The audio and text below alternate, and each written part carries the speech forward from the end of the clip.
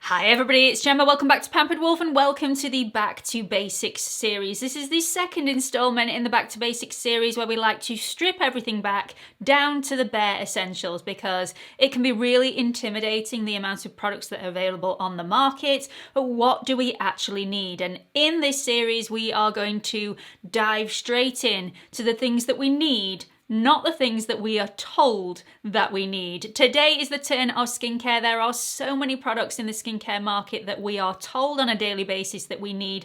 Things like essences, toners, serums, balms, anything like a scrub, an acid peel, any sort of moisturizers which can come in creams, they can come in lotions, any oils, but what do we actually need? So there are actually only 2 or 3 products that I would advise that everybody put in their skincare routine. These are my ride or die products. These are the things that everybody will get benefit from. I'm not going to talk about cleansers in this video. Obviously, everybody should cleanse their face. These are the 2 or 3 products that I would recommend after you have cleansed your skin. So let's get straight on with it. Okay, so this video is going to shock quite a few of you because my skincare routine and some of the products that I apply to my skin on a daily basis, and I have droned on and on about on my channel, I am not including in this video because they are not essential. Things like niacinamide, buffet, matrixyl, things that I use on a daily basis that you've heard me talk about all the time are not going to feature in this video. Vitamin C is also not going to feature in this video, and it is because any sort of serums target specific areas that are personal to the individual. So once you have the essentials down and you're using them on a daily basis, you can slowly trickle in the serums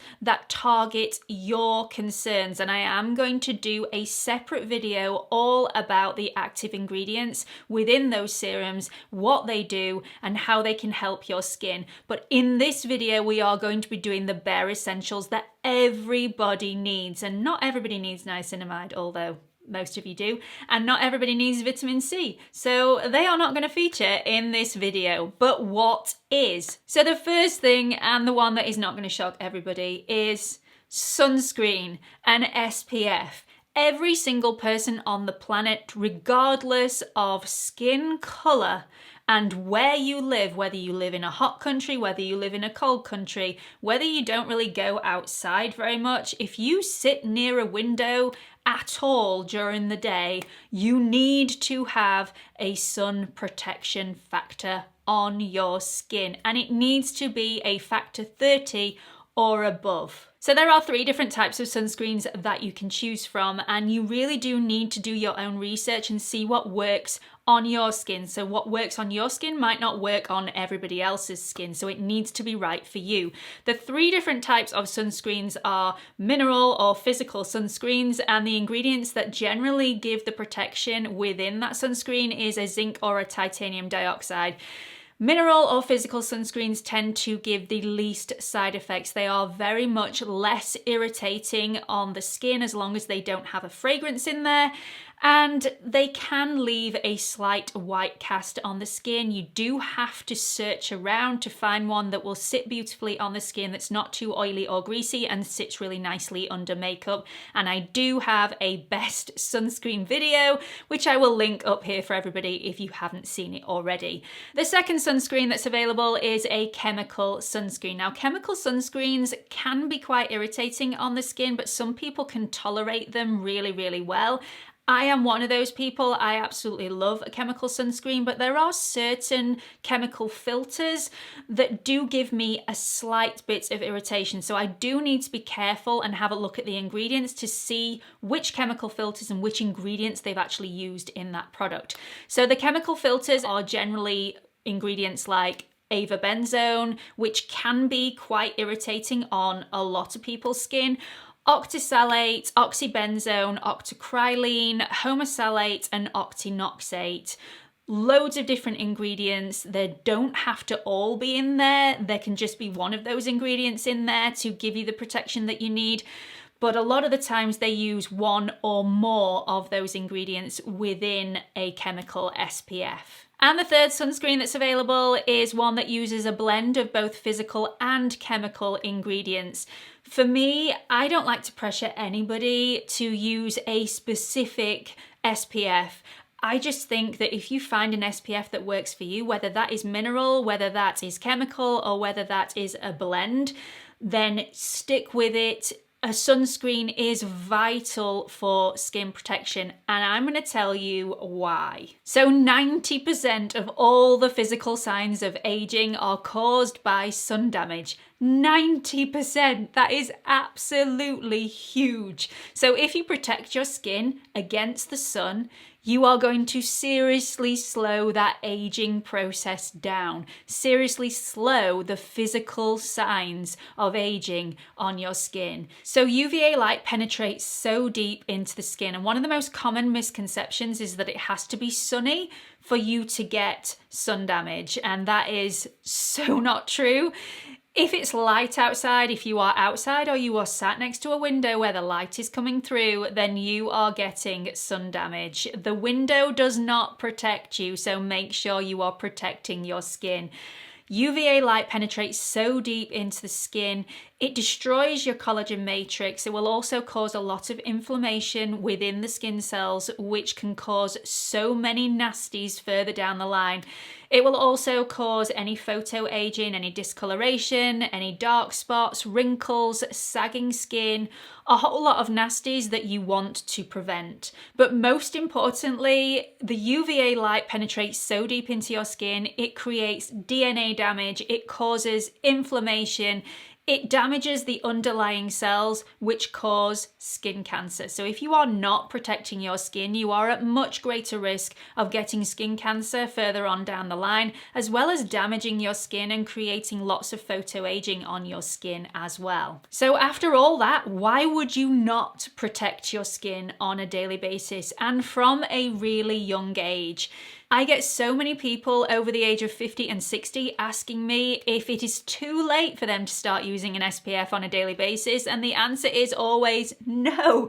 It is essential. If you want all the other skincare ingredients that you've got in your skincare routine to actually do the job that they need to do, whether you want to reduce the discoloration on your face, whether you want to reduce the dark spots on your face, whether you want to reduce wrinkles or tighten up the skin, you need to be using an SPF of greater than 30. I always use a factor 50, but anything over 30 is what I recommend. So just to give you a little bit of a peek into what I use, if I'm after a mineral sunscreen, I use the Etude House Sunprise Mild Airy Finish. I will link that in the description box below for you.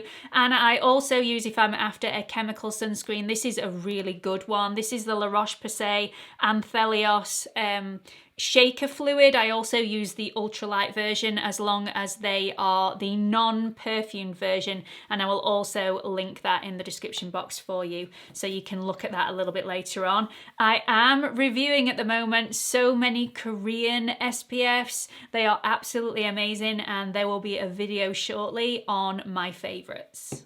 So the second thing that I would recommend that everybody have in their skincare routine, regardless of age or skin type, is some sort of retinoid. Now, retinoids come in so many varieties, and I will make another video about all the different types of retinoids and what you should actually be using, what you should start with, what you should build up to.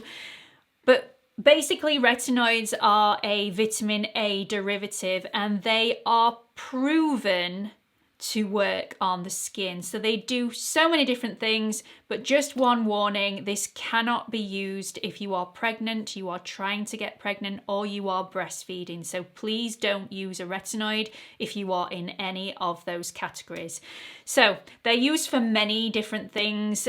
Firstly, acne sufferers will use a retinoid to clear up their skin because they are proven to clear up the skin, they are proven to unblock the pores, and also help your skin cells actually start to behave properly, which you wouldn't think that skin cells actually misbehave, but they seriously do on the odd occasion. So a retinoid will help train your skin to behave and toe the line. A retinoid can also be used for anti-aging, and I think most people that are using a retinoid now primarily use it for this purpose, for anti-aging. And the reason they use it for this purpose is because retinoids are proven to reverse the signs of photoaging. This is a proven fact. So many studies have been done, so many studies over the years have proven this to be true. So this will reverse the signs of photoaging, which means any UVA or UVB damage can be reversed as long as you are using it alongside a high factor sunscreen, which we've already talked about. This will also reduce discoloration, it will reduce sagging skin, any sort of wrinkles or fine lines that you've got on your face, it will reduce. It will also reduce any dark spots. If you've got dark spots, this is a real dark spots improver, and you need to be getting a retinoid within your skincare routine. Also, it will reduce hyperpigmentation and melasma, and it will improve the skin's firmness and elasticity, making your skin just feel and look so much plumper and younger and more youthful. It is one of my ride or die products. This will remain in my skincare routine forevermore. And again, I get questions all the time from people in their 50s, 60s and 70s asking if it's too late for them to start using a retinoid, and the answer is always no. Get one in your skincare routine, work up from a relatively low strength and really work your way up to a higher strength. The higher the strength, the quicker you will see the results, but you don't want to jump straight into that really high strength retinoid, because your skin will not thank you. It will start flaking, you will get a lot of irritation on the skin, so you really need to start low. So at the moment I am using a tretinoin from Dermatica, which is a prescription strength retinoid at the strength of 0.05%, which I feel is definitely strong enough for my skin. I am seriously seeing results from this. I've been on it now for almost a year. My pores seem a lot tighter. My skin texture seems much more refined. My skin tone is so much more even. My skin just feels fuller and plumper and much more youthful. And for the first time in such a long time, I feel comfortable going outside without any foundation on whatsoever. I mean, I don't want to go overboard. I do still put a little bit of concealer underneath my eyes, but the tretinoin has done so much good for my skin. Again, you cannot jump into this, otherwise your skin will be in bits. I do have a beginner's guide to tretinoin for everybody. If you're wanting to watch that, I will link it up here for you, but I am going to do a video on lots of different types of retinoids and which one might be best for you in a future video. The retinoids that I personally really love and have used lots in the past are ones from The Ordinary. The Granactive Retinoid 2% in emulsion is one of my favorite retinoids, especially if you are a beginner and just want to dip your toe in the water without getting lots of nasty side effects. It will take a little bit longer to see the results, but it's a great product. Highly recommend it. At the moment, a lot of The Ordinary products are out of stock. I'm assuming that's because of the situation at the moment and a lot of people not being at work. So do bear with them. They will eventually become back in stock, and that is one of the main ones that I highly recommend. The second one that I recommend is the La Roche-Posay Redermic R Retinol Treatment. I think that's what it's called. I will put a picture up here for you so you can see that. It's absolutely fantastic. It's 0.3%, but it does have boosters in there to boost the effects of the retinoid. And the third one that I highly recommend is by Paula's Choice, and it's the 1% retinol treatment. A great treatment, but I would start from lower down and work your way up and then eventually get to prescription strength. So the third thing that I recommend that most people, not all people, but most people have within their skincare routine is a really good moisturizer. That does not mean it has to be an expensive moisturizer. Most affordable moisturizers are absolutely fantastic, especially the CeraVe one, which is my personal favorite, both in lotion form and also cream in a tub. Absolutely amazing. Now, if you have really, really oily skin and you're not wanting anything heavy, then you might not need a moisturizing cream. A lotion might be good enough for you, or even no moisturizer at all. But if you are starting a retinoid out for the first time, you can get some irritation, you can get itchiness, and you can also get very dry skin.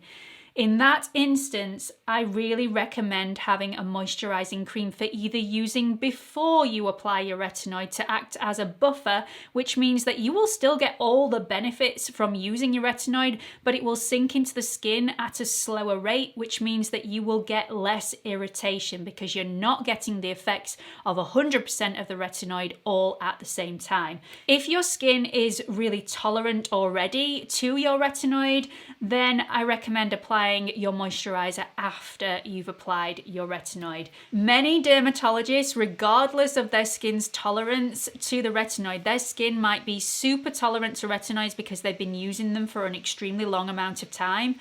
A lot of them still apply their moisturizers before they apply their tretinoin, just to lower the chance of them getting any irritation or any flakiness or dry skin further down the line. So that is it. They are the three main back to basics essentials for skincare that I recommend that everybody have in their skincare routine. I am not by any way, shape or form telling you that you should be removing all of the other products that you apply to your skin out of your skincare routine. What I am saying is that you should really analyze each individual product to see whether they are actually needed. Do you have the skin ailment that those specific serums target? If so, carry on using them. If you don't have that anymore, then take it out of your routine, simplify everything. Don't overcomplicate it. I will be doing a future back to basics skincare video about all of the things that I've left out of this video that I don't class as essential, but I might still use them in my skincare routine because I have those specific ailments that those products actually target. So things like vitamin C, things like peptides, antioxidants, especially niacinamide, which you all know I absolutely love. All those things will have their own feature in the Back to Basics series. So I really hope you're looking forward to that. I hope you've enjoyed this video. Do let me know what you thought about it in the comment section below, and hope to see you all in the next one. Bye everyone.